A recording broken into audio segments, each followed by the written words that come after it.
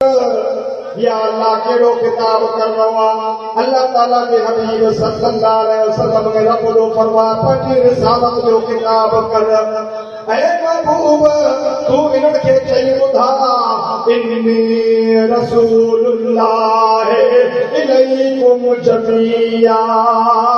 ए इंसानो मां तव्हां सभिनी जी तरफ़ अल्लाह जो रसूल बणिजी आयो आहियां मुंहिंजा दोस्त अज़ीज़ भाइरो 1,24,000 कमो पेश अल्लाह ताला जी रात बाबरकात दुनिया के दस्ते ते रसूल मोकलिया नबी मोकलिया पैगंबर मोकलिया अल्लाह ताला जी रात बाबरकात इनके रिसालत जो ताज अता फरमायो इनके पैगंबरी जो ताज अता फरमायो इनके नबूवत जो ताज अता फरमायो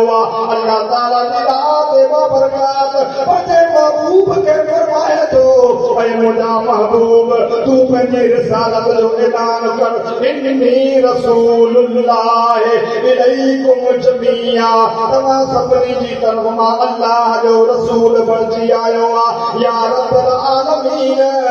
1,24,000 तो पैगंबर रसूल नबी मोकलिया उहे बि रसूल हुया उहे बि नबी हुया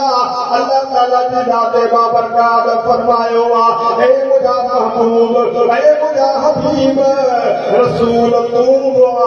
रसूल हजरत मूसा हो रसूल तू रसूल हजरत इब्राहिम हो रसूल तू आई रसूल हजरत दाऊद हो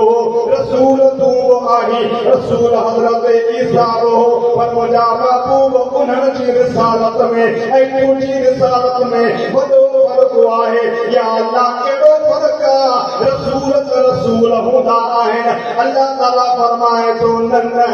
उहे बिल्कुलु रसूल हा मुंहिंजो महबूब रसूल हा पर मां पंहिंजे महबूब खे रुगो रसूल न बनायो आहे पंहिंजे महबूब खे वमा अरसलनाका इल्ला रहमतल लिल आलमीन